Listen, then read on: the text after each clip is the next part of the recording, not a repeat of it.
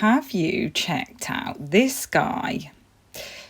He seems to have slid into my YouTube feed, and I'm very glad he has, actually. I've watched, he's got it's probably about 10 videos, I think he's got.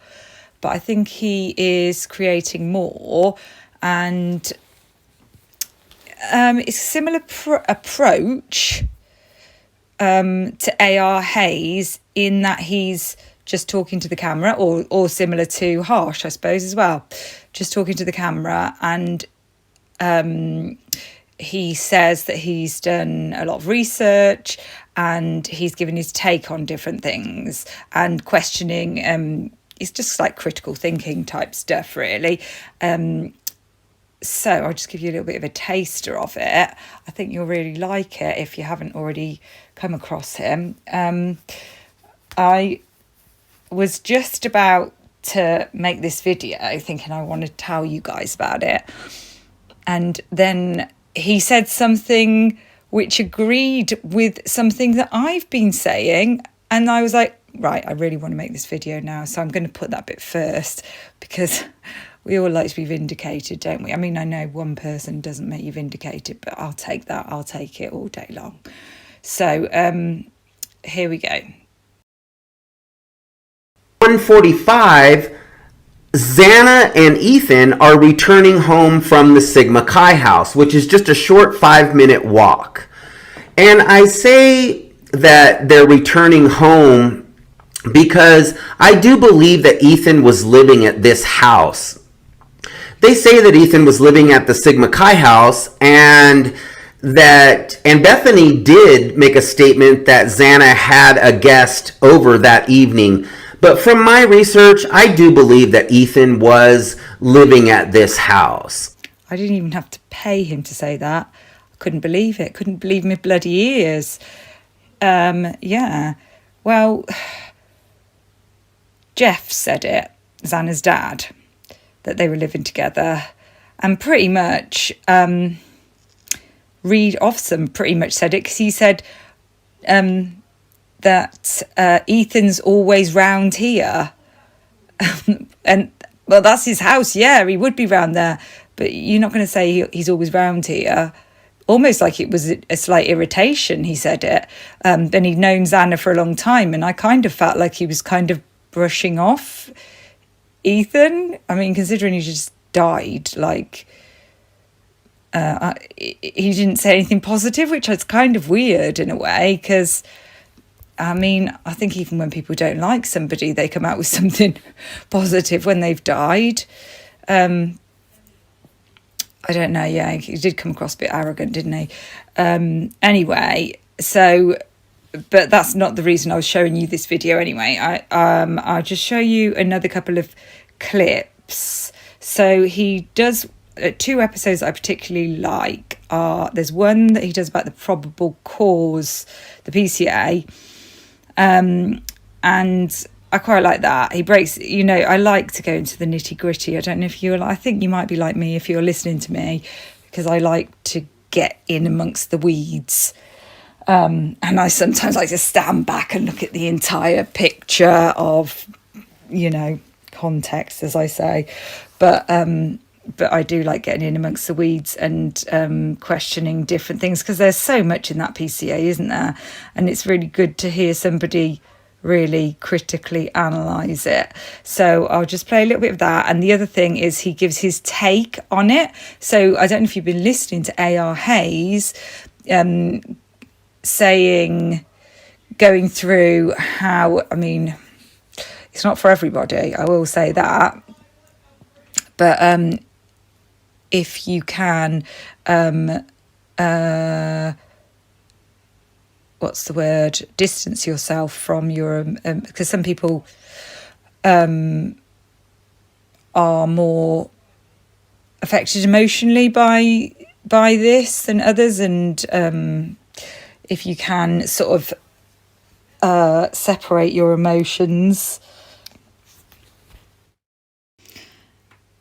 Yeah, if you can think objectively,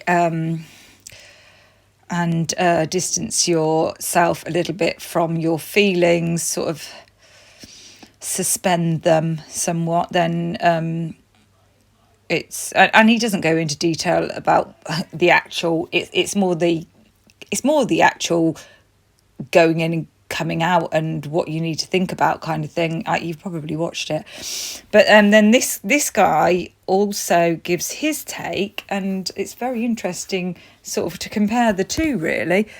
So I'm not going to play much of this, but I'll play a wee bit, and if you haven't checked him out, I would highly recommend you do.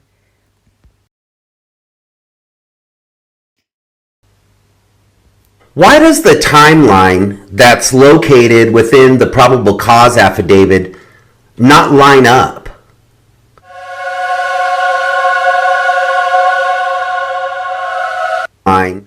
Also says, I also later noticed what appeared to be a tan leather knife sheath laying on the bed next to Maddie's right side when viewed from her bedroom door. Now, I also later noticed, what does he mean later? Like, how much later? He didn't notice when he first walked into the room, when he first saw the bodies. He didn't notice the knife sheath, so... And some of it's all stuff that we've all thought of, I mean, like this.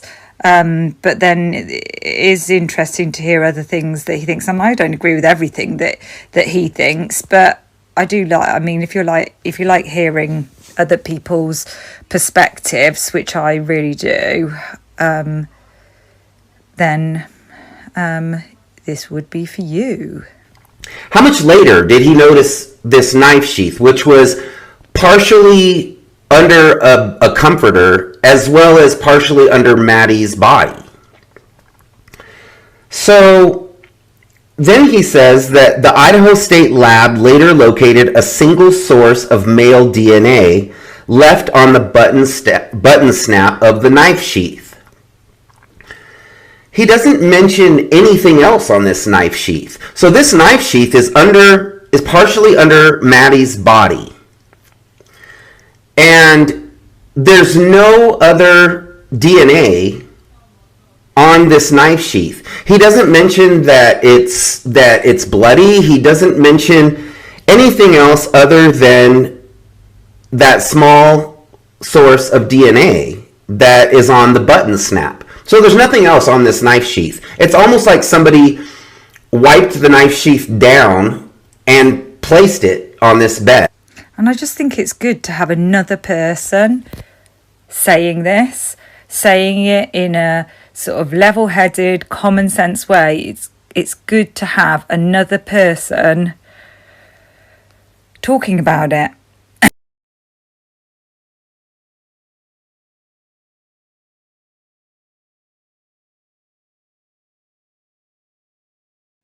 So I thought that this was interesting and odd as well. So it basically says, so he's going to go through the credentials of the forensic examiner. He's going to point out all of the experience and credentials of this forensic examiner. So the forensic examiner has approximately 35 years of law enforcement experience with 12 years at the FBI. So this guy's been with the FBI for 12 years. His specific training includes identifying unique characteristics of vehicles, which I don't know what kind of unique characteristics there are of a white Hyundai, but this is what he specializes in. Specific training includes identifying unique characteristics of vehicles, and he uses a database that gives a visual clue of vehicles across states to identify differences between vehicles. So basically, this guy's an expert. This guy is an expert in identifying vehicles. So then it says, after reviewing the numerous observations of suspect vehicle 1, the forensic examiner, who has 35 years of experience, and he has very specific training in order to identify these vehicles by their year, make, and model. He Originally, he initially believed that the suspect vehicle 1 was a 2011 to 2013 Hyundai Elantra. So this forensic examiner, with all of these years of experience and this specific training in order to identify vehicles, got the year wrong. If this is actually Brian Koberger's white Hyundai. So with all that training and expertise, he didn't get the year right of the car. He said 2011 to 2013. Now, upon further review, he indicated it could also be a 2011 to 2016 Hyundai Elantra. Now, when did he go back and review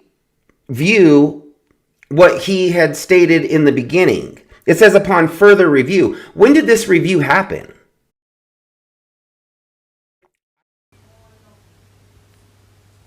What exactly happened in the early morning hours of November 13th, 2022 at 1122 King Road at the University of Idaho? I'm going to tell you what I think happened.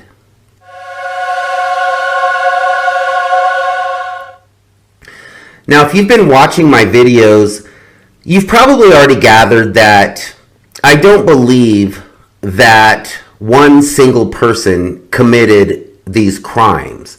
I believe that it was multiple people. And there's a reason that I don't believe that it was just one person.